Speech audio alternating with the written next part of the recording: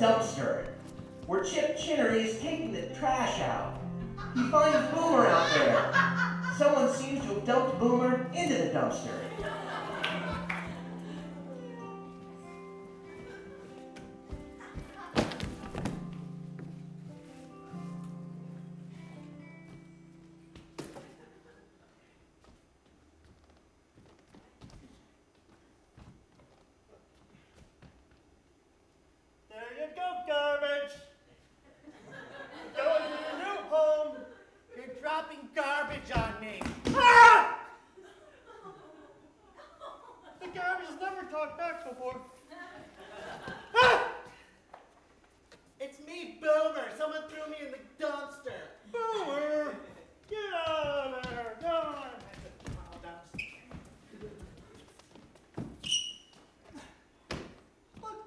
You've got garbage all over you.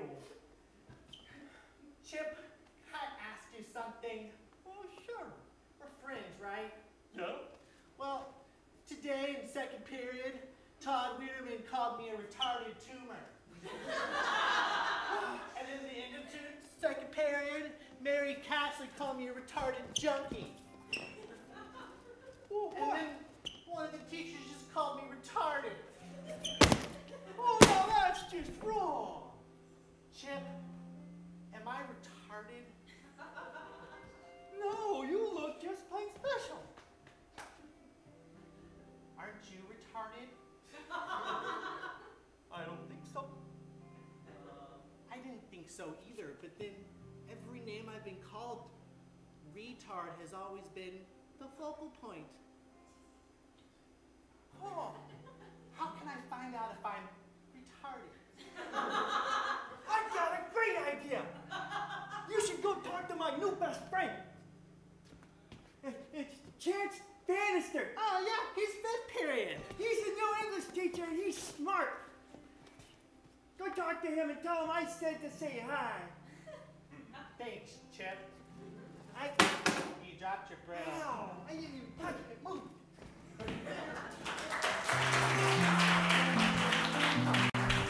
And where is Chance Bannister? He's organizing the stuff on his desk for the 50th time.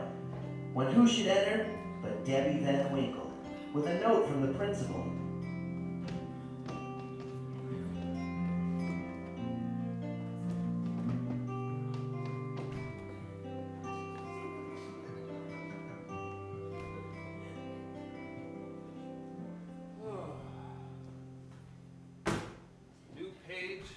Chapter dawns with you, denizens of the earth, to breathe and still with life around you. Oh, this is going to be fantastic. A new job, a new day, and new minds to purge, to withdraw, to mold. Maybe I'll read from you, maybe I'll tip you over a little bit. Who knows if chaos will... Oh, I didn't know anybody was listening to me. I wasn't listening. Let me get that for you. I was reimagining my curriculum. Go ahead. Let me see. Unfortunately, I have some bad news for you. Well, what's wrong, Debbie? Well, the principal isn't very happy with you and your ultra-liberal teachings.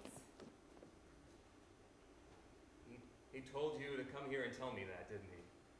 Yeah, he did. Ultra-liberal? I've been called worse. Well, I mean, you do throw books out the window and tear up textbook pages. Yes. And burn things that the students are supposed to learn, which I personally find really, really sexy. Do you? Well, it concerns me not what the principal thinks. What do you think? Come on, let's have a sip. Okay.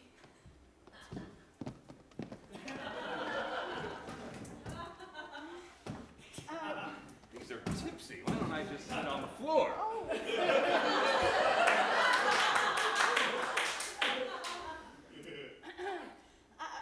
What do I think about your teachings, or what do I think about you specifically?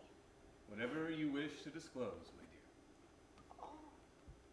Well, personally, I think your teachings are really swell. Really? Yeah, and, you're not so bad looking yourself.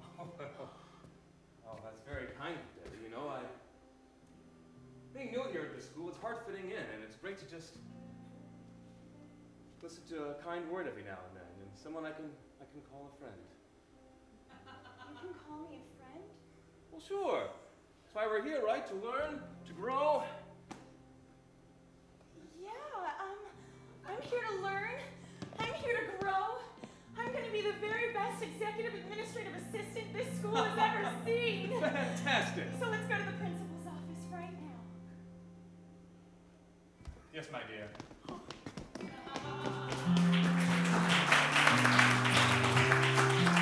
See, we've already learned something, that sometimes chairs are tipsy.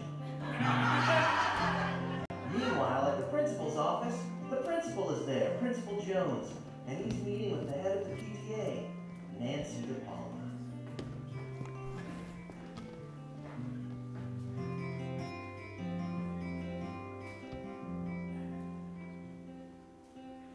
Jeffrey, test scores are down. We need to get all of the test scores up. I want Little Orange County High School. I want us to have the best test scores. We have kids that are going off to good colleges. Every kid goes off to a good school. No child left behind. No dummies. You know what, Nancy? You're so sexy when you're confident and you're ranting like that. It's a beautiful thing. You know I agree with you, though. I agree with you 100% in this Chance Bannister. I don't know if he's working out the way we thought he would. Oh, his credentials were so perfect. They were outstanding. Teach for America.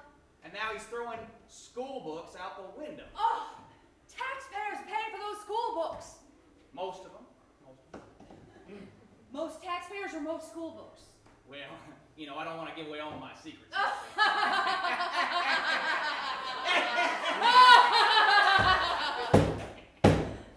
It was then that Stanley DePaula came in, Nancy's ex-husband.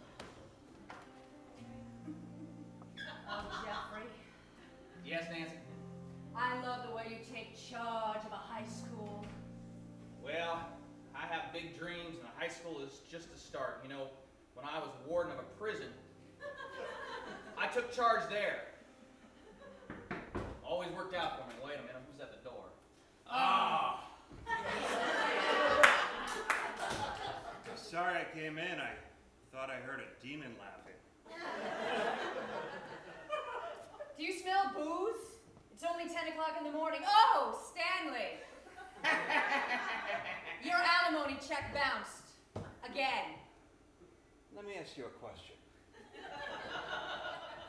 How do I give you an alimony check and I support the kids? How does that work out? 50-50 state. I don't work. I need to be kept in the way I've become accustomed. I'm getting a little nauseous now. Well, Stanley, before you put yourself 14 sheets to the wind, you want to tell us why you knocked the door and came in? Just wondering what my ex-wife was doing here. Well, as the president of the PTA, I'm not done with my sentence, God damn it!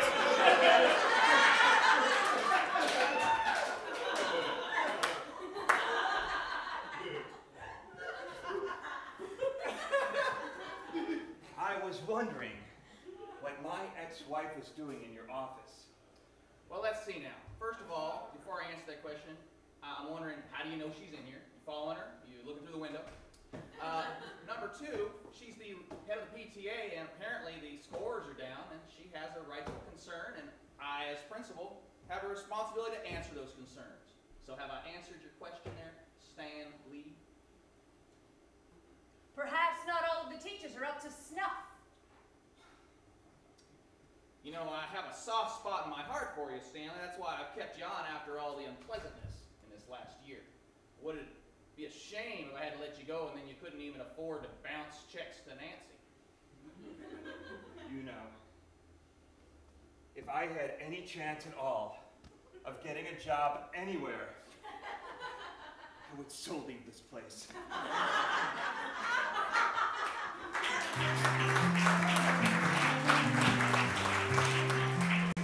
So much is happening at Little Orange County High. Let's take a look at the lunchroom, where Heidi Klum is working on some meatloaf. Garth Slater, the PE teacher, shows up. He loves meatloaf.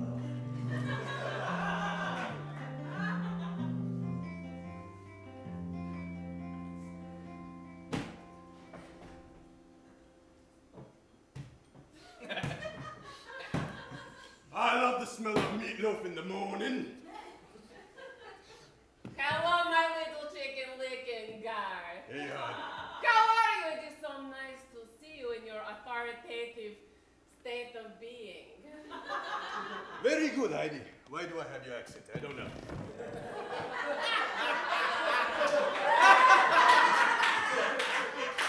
I think, Garth, that it might be because you are so incredibly attracted to me that you cannot help but take on the qualities of the beauty and the love that is in my heart and yours.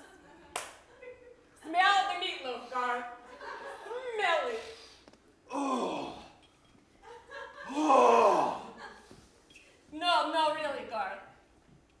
Smell it. Oh. No, this is a bad place. I don't know what I was thinking. This is not a good place to do this, Garth. You know, Heidi, Yes, Garth. if I wasn't a teacher here, I would take you and just turn me into my meatloaf. If I Why is everything in the cafeteria on wheels?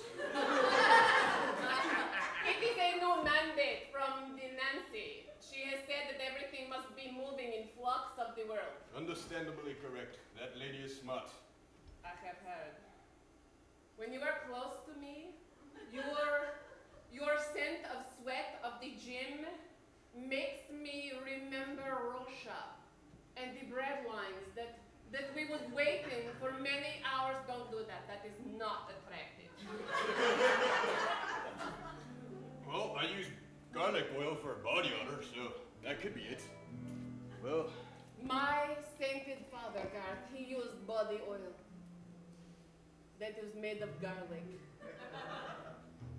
I was not attracted to him, but for some reason that makes me attracted to you. maybe it's a good time for some meatloaf then. I will take the meatloaf.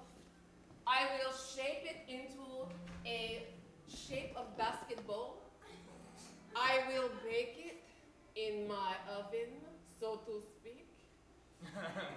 I will cook it until it is perfectly succulent and bleeding with the juices, and I will serve it to you on a big platter.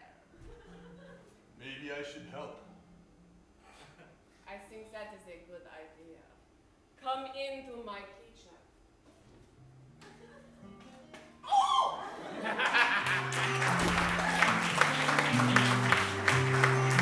We learned so much there, I don't even think I can pick one thing. Let's move on to the math classroom, where Mr. Friedman is, well, Dr. Friedman is cleaning up. Rosemary drops by to see how he's doing.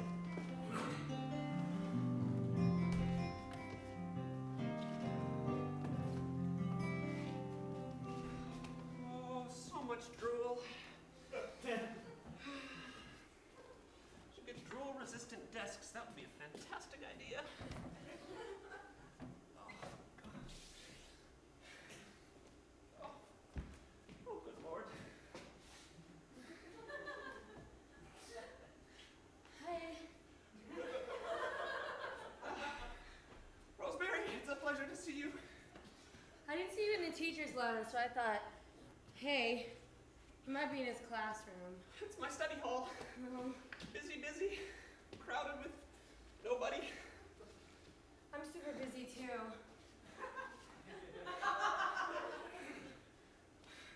Honestly, Rosemary, I don't think this is such a good time. I'm experiencing a bit of a crisis. I'm really good at crises. One time, one of the kids, he stuck a pair of scissors into the Bunsen burner plug, and I just pulled that right out.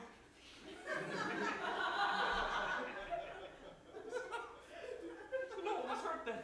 No, well, his hand was black and charred, but he smiled real big and he said, "Thank you, Miss Festerman." Oh, Rosemary, as a fellow student of science, you might be the only one who can understand what I'm going through. What is it? Tell me, Frederick. I'm a really good listener. Well, I'm experiencing an emotional thing, and I don't know where it's coming from. Like maybe a girl that you like, and you get tingly and special when she's around? No, that's just silly. I think it has to do with Conrad. Conrad? The circumstances of his death. What do you know about Conrad and his suicide? Well, Jacob was a friend of mine, you know, and we got along very well, and he was having trouble, you know. He got fired, and he had a thing going on with the administrative assistant girl, that gorgeous. Debbie? Yes, yeah. So he came to me, and he told me, he said, my life just isn't worth living, and I said, well, if it's not worth living, why don't you go ahead and kill yourself? Logically, that makes sense, right?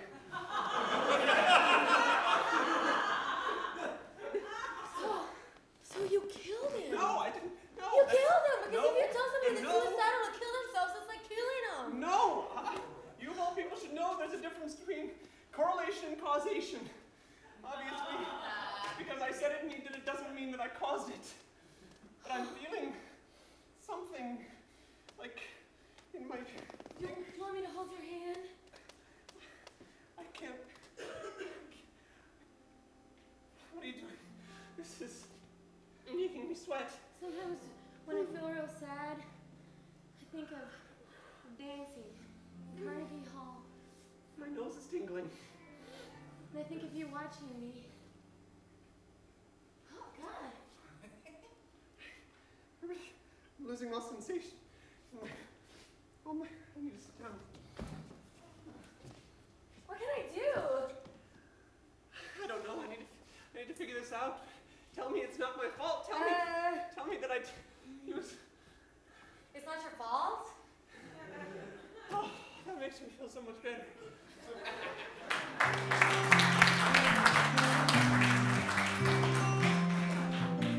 Chance and Debbie are in the halls on their way to the principal's office when they run into Boomer, who's looking for Chance.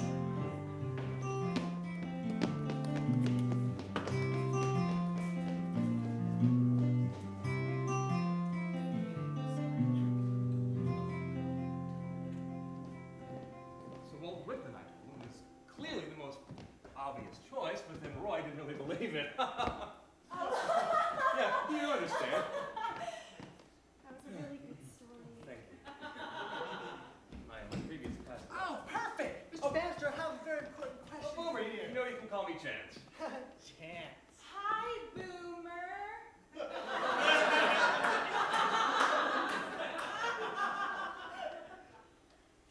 I have to ask him something in private. Boomer is one of our special students here at the school. Well, I know that everyone has their own special way about them. What can I do for you? Mr. Bannister, I've been looking up possible reasons why people might think I'm retarded. And I think I might have something called ADD. I've always been good at math. Well, good. Step forward here. I think I may have a solution. Maybe you can help me out with this. Oh, so you think you're retarded? I can hear you fine. Why do you think I'm retarded? Just because I'm a Mormon? Is that why? Or you think all Mormons are retarded? Well, they're not. Okay, well that's what I was always taught, but that's fine if that's how you feel. Listen, every teacher thinks I'm retarded. I went around and asked everybody. I asked Mr. DePaula, and he said ask his friend Jim Beam, but there was no one even there. And then I went and saw a science teacher, and then I stuck a pair of scissors in the Bunsen burner. That was you?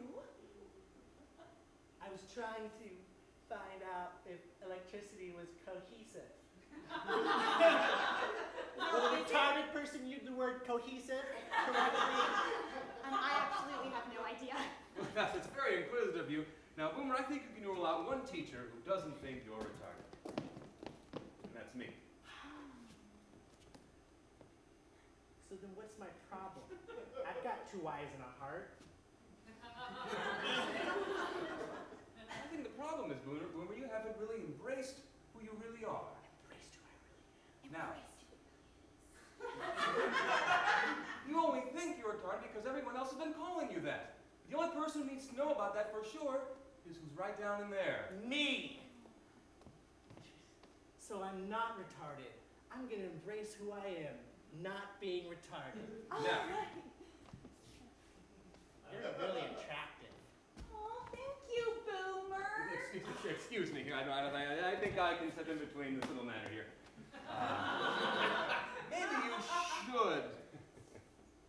Maybe you should go back to what the other teachers were saying. I mean, we don't need to continue this conversation. Now you think I'm retarded too? Well, there's just no point in living anymore, is there? That's not... No!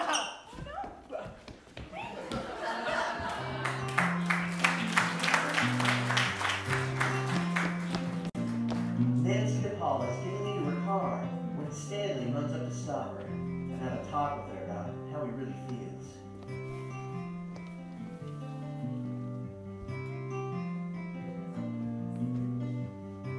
Boys, I'll pick you up in 5 minutes. I'll be right down. All right. Wait!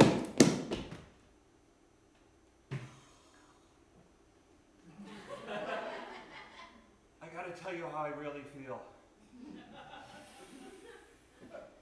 Why don't you tell our Let lawyer? me talk! Yeah. This is the problem with our whole relationship, our whole marriage. You never let me finish a thought. You never... Let me finish a thought.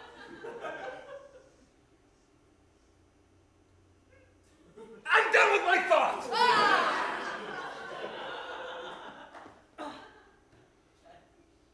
I would let you finish a thought if it didn't take 12 minutes. I've got to pick up the twins. Why? Because you always forget to pick up the twins from soccer. We have twins?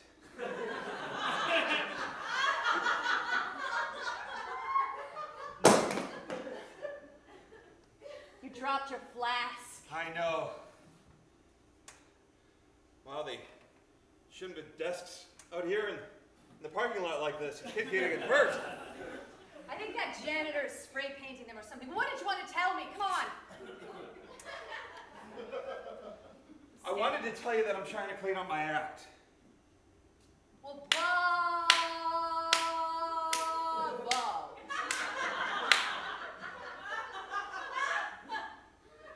You know, I'm not the only one who needs fixing. What are you saying, Stanley? Well, Just say it. Finish the thought. you know, you looked good when we got married, but, I bore you 3 children. I cooked, I cleaned, I volunteer. You looked good when we got married, too. You looked damn good. You were the toast of Huntington Beach. I was Miss Yorba Linda. we'll never get those days back, will we, Nance?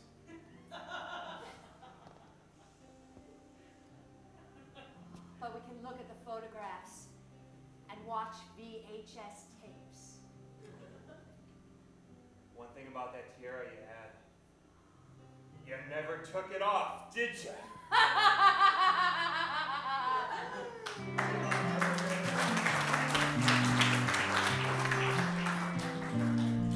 Garth and Heidi are coming out of the cafeteria, the kitchen area, covered in meatloaf, when Principal Jones finds them.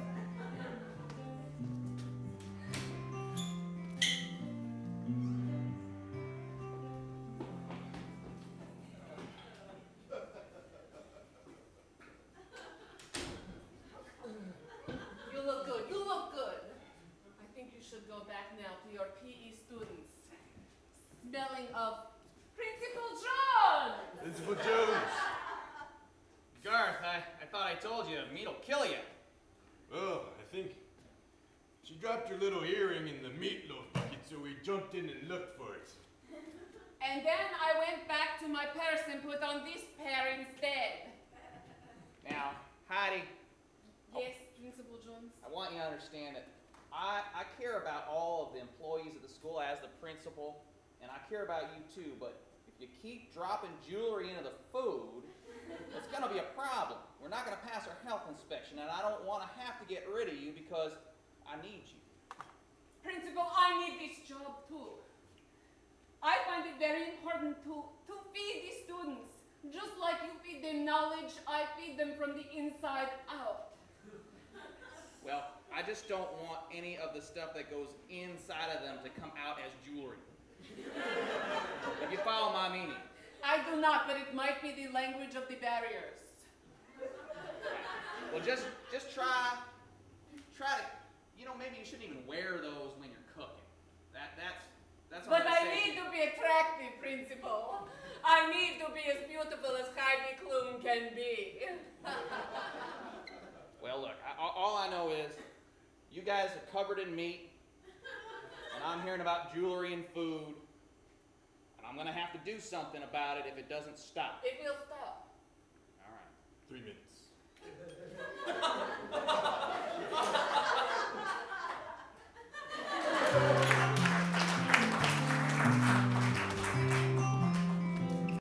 Rosemary returns to the science classroom, where she finds Chip cleaning up the huge mess that's there.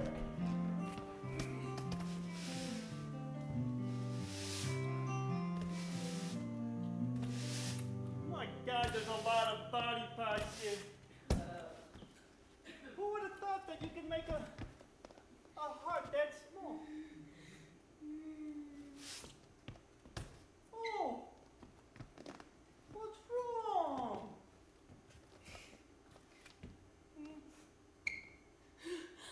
What happens, Chip, when you like a fella and he's kind of like your Severus Snape? He's cold and mean, but you know on the inside he's just burning with love for you. But every time you're around him, he wants to talk about suicide and death and math. Oh, I think what you do is you just continue sleeping. Just continue sleeping? That's what I do. Sounds like a metaphor. I don't know, what's a metaphor? Is it for sleeping? But I don't know. Oh, God, I wish it was like you. Being smart is like this big freaking burden. Well, sometimes people that you like make things difficult for you. Sometimes people that you like make things difficult for you. But you just need to continue to sweep up. You just need to continue to sweep up. That's the smartest thing I ever heard somebody say. What? Oh, hey, how you doing? How did you get here?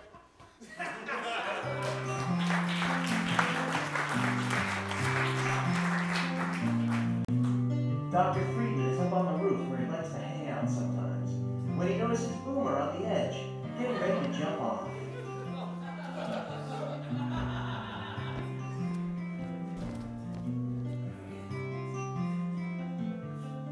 Jump, retard, jump! Jump, retard, jump! Michael, come back from there. I committed suicide and do not have work at the same time. Michael, now you kids, stop. Go back to class. Stop it. Frederick, I'll see you in detention. Howard. Mr. Friedman. Michael, come back. Am I retarded? Michael. Sally, quiet now. Go on back in to study hall. Michael, come here. You're not retarded, of course not. You are a savant. I've never seen a more skilled student handle binomial equations and difficult proofs that are far beyond the college level. Wow, that makes a lot of sense. It's only logical. Come on now. Step back. Take one foot back and then the other foot. How come you're the only teacher up here trying to save me? Well, I didn't come up here to save you, to be honest. I came up here because this is where Conrad flew to his other life. And Conrad was the English teacher. He was so popular and everybody loved him. He was a wonderful teacher. He taught out of a pre-approved syllabus.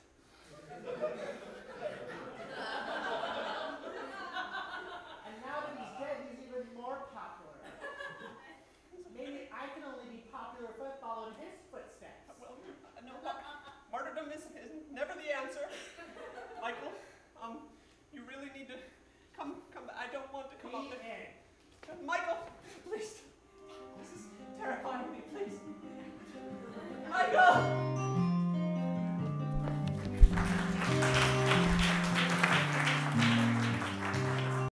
Chance and Debbie happen to be down below, but there's nothing they can do. But they can certainly talk to each other and look up.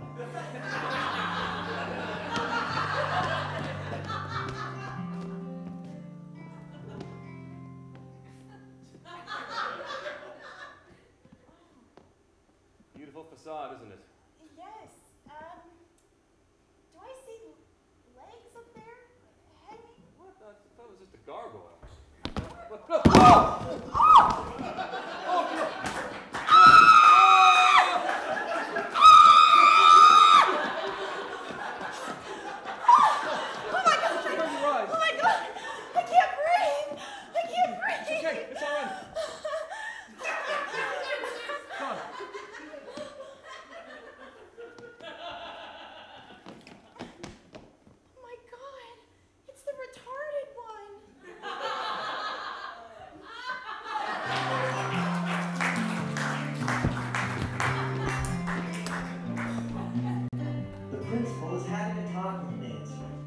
About the recent student who jumped off the roof.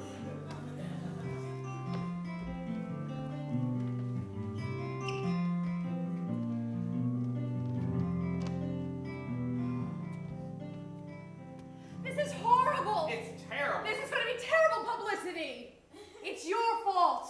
My fault? How is it my fault? You let a dummy sign up in this school. He's not actually from this school district. I He can't lives in a control. youth hostel. This is the first I'm hearing of this. No wonder our test scores have been going down. How are we going to deal with this situation? You know what I heard?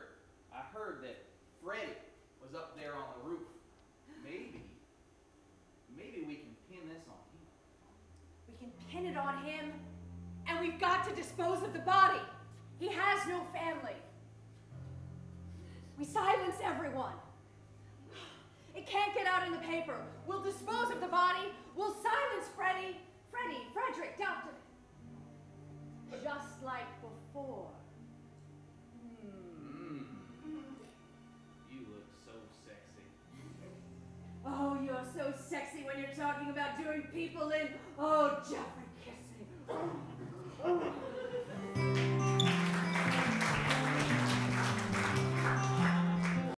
A week later, Boomer's in the hospital.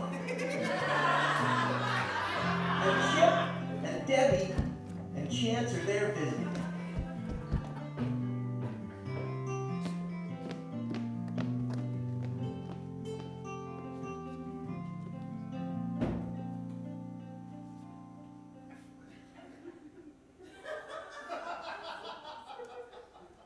Well, he's got a cast all over him. Boomer, can you hear us? Yeah. Good, thank God. We really did everything we could the moment you fell. Ow. Boomer, I blame myself. You see, I was more concerned about what I wanted for you rather than what you should have wanted for yourself. And, well, it doesn't matter what any of us think, really. It's all about what you feel in your heart. And well, it's a miracle you survived. Not many men can live through near death and live to tell the tale. But you can, Boomer. You're a living miracle.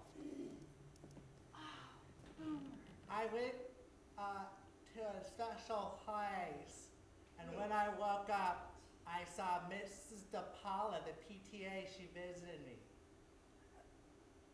What did... Nancy DePaula, you saw? Yeah. Well, what was she doing? What did she say? What was going on? She said I didn't jump. Mr. Friedman pushed me. Wait, what? I think that's against the rules. Right you are, Chip. And come to think of it, when I walked by on my lunch break, he wasn't there in his classroom. He said he had to go out to get some fresh air, he called it. Oh my God. Oh, Boomer, I'm so sorry that a teacher like this... I'm so sorry a teacher like that did this to you. I'm gonna tell the principal everything. Tell them now. Okay. Go, Debbie, Don't come. worry. Justice will be served. Mr. Bannister, Yes, Boomer. am I retarded? No, son. You're a champion.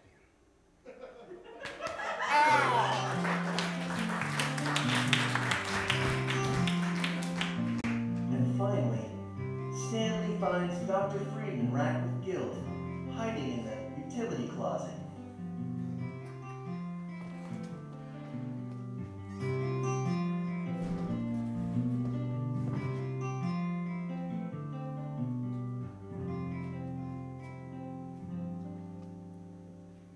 Dr. Friedman, you gotta come out of the closet.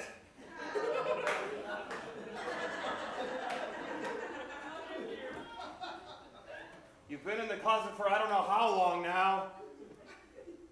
No way, I'm not here. I heard your voice there, Dr. Friedman. No, you didn't. Listen, if you push the kid, it's not first-degree murder. It's assault and battery. You'll be out in 15 tops. What do you... Well, that's absurd. I never pushed him.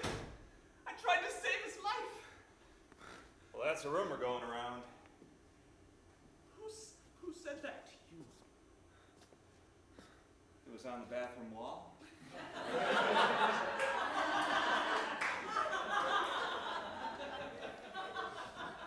You, of all people, Stanley, should know that you can't trust what you read on the bathroom wall. What do you mean by that, Dr. Friedman? I'm just saying that Susie isn't always as fun as she's advertised to be.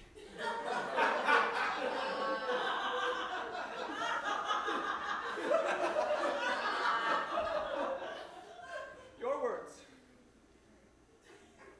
I've known you, Dr. Friedman, since high school, correct? Of course, we've been high school, college, and then we got this jobs at the same school together. We've known each other for a long time. You know that I couldn't kill a student. It's clearly against the rules. Do I, Dr. Friedman? Because it's kind of funny. We've known each other for so long, yet I hardly know you. I mean, I've asked you to go out after work and have a few drinks, but you never do you, Doc? No, I can hardly imbibe alcohol when I've got papers to grade and equations to figure. You know, Jeffrey Dahmer was a loner.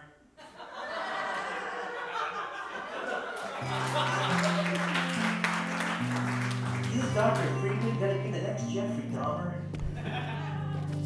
What's gonna be written on the bathroom wall? And what are we gonna learn next week in After School Specials?